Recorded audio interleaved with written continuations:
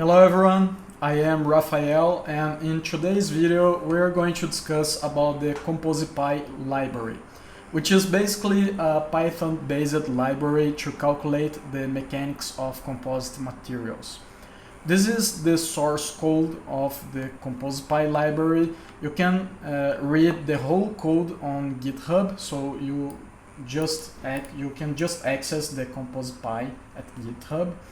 There is a small documentation right here, and if you want the whole documentation you can just click these links and you can access the whole all the examples and also the code references. If you wanna reference the composipy code in your work or article, for example, there is the DOI number right here. I'm gonna click just to show to you how to set the code. So you can just copy and paste the reference like this. All right, let's jump back to the GitHub page. All right, guys. So the idea of this video is just to give you a small example on how to use the composipy. But in case you don't know how to install the composipy, we can do this together. Just to give you a quick example, I'm gonna open here my command prompt command here. All right. First of all, you have to have Python installed in your computer. So once you have Python installed, you can just type pip install composipy and hit enter. As composipy is a library distributed by pypi.org, so you can just type pip install composipy and hit enter and you should be ready to go. All right, so we already have the composipy library installed right here, and let's do a quick example together just so you can understand how this library works. All right. Here I have a small example that I've took from this reference right here, which I highly recommend because this is a very nice composite material book. And so we have a symmetric laminate here, and which has only one kind of ply. So we have all the mechanical properties right here. This is a square plate, so we have both sides equal 100 millimeters, and we are going to set a biaxial compression load equally in both sides, so Ny and also Nx are going to be 1, and the final critical load is 180 Newton per millimeter. All right. So I've took this example from this book, and this should be the answer, and we are going to find together this using composipy.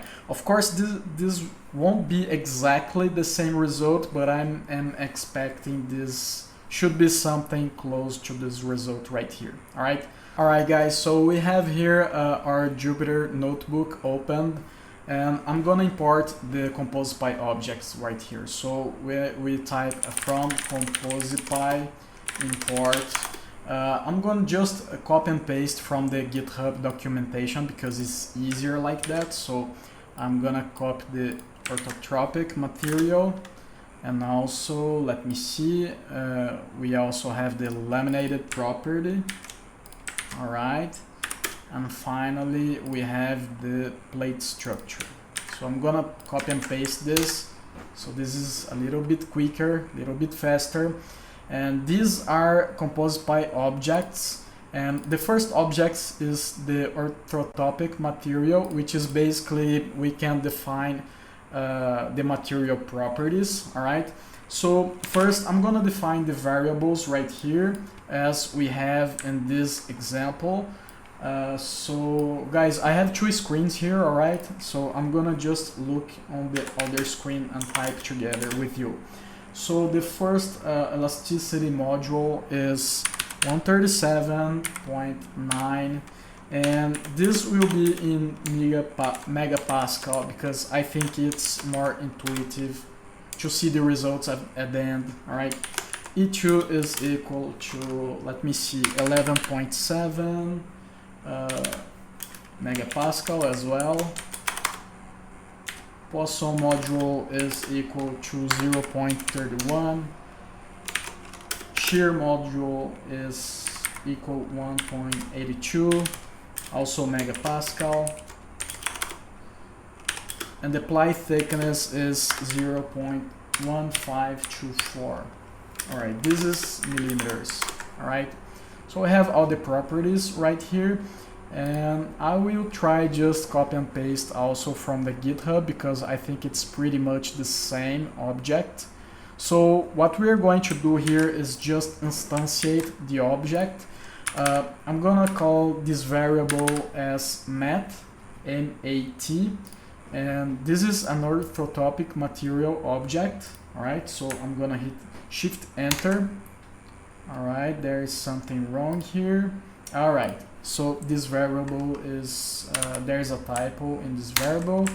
Now it should be good. All right, guys, another tip, in case you don't want to access the GitHub documentation, you can just type here the name of, for example, the function or the object of composipy. For example, let's type orthotropic material and just see the doc strings that we have in here. So I'm gonna print this, and you can also see the whole documentation right here. All right, this will work with pretty much every composipy objects and functions and attribute. So you can try this later.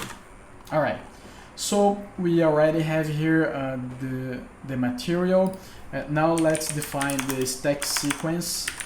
And a nice thing about composipy is the stack sequence is just a list. So let me see what it is again. So we have plus and minus 45 degrees twice. So I'm gonna type this 45 minus 45 times twice plus. Let me see what else. We also have 2 plies in 0 degrees. So this is times 2 plus. We also have 2 plies in 90 degrees. All right, let me check this list. Let's check this together. All right, it seems correct, but there is another thing here. Let me zoom this a little bit. If you see this S that we have at the end of the list, this means this stack sequence is symmetric layers. All right, so what we are going to do here is just sum this list stack, and I'm gonna sum the reverse stack here. So let's print this together so we can see.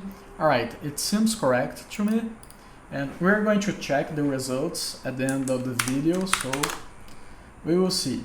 All right, it seems correct to me. Let's jump back to the documentation just to see how we define the laminated property. All right, so we just have to enter 2 arguments, which is the stack sequence and also the material. So I'm gonna pretty much copy and paste this. All right, so our stacking variable is actually stack, and our material variable is also mat. All right, I'm gonna call this len, just len. All right, and also guys, if you wanna, for example, enter different materials in composipy, this is possible. You have to, instead of enter just one material object, you have to enter a list of materials, and this list of materials have to have this exactly the same size of the stack sequence list. All right, so I'm gonna hit enter here, and we already have our laminated. You also, for example, you can print the ABD matrix. So here we have the complete ABD matrix, and composipy uses NumPy in the background, so it returns a NumPy multidimensional array, which I think it's pretty nice because NumPy is a very fast library and easy to use, so I personally like it. Also, if you want, for example, just the D matrix, you can just access the attribute like this, all right? So let's jump to the plate structure. All right. In order to create our plate structure with composipy, we have to input a few attributes, like, for example, the size of the plate and also the load of the plate. All right, let's do this together. And just remember, guys, the idea of this video is not to teach you all the details about composipy, is just to create a small example with you.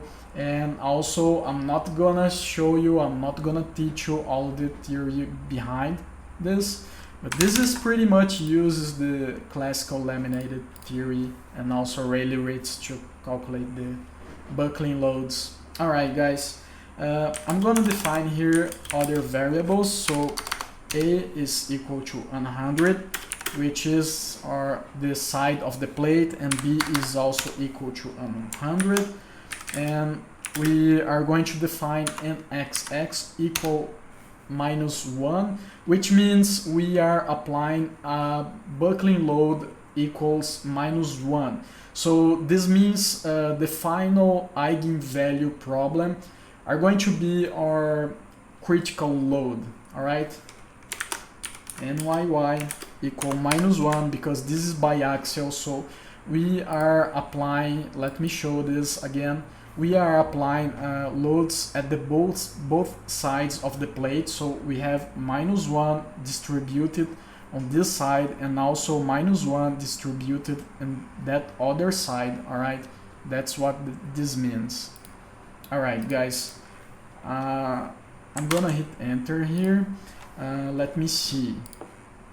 We're just copy and paste this also, all right? I'm gonna delete these arguments right here.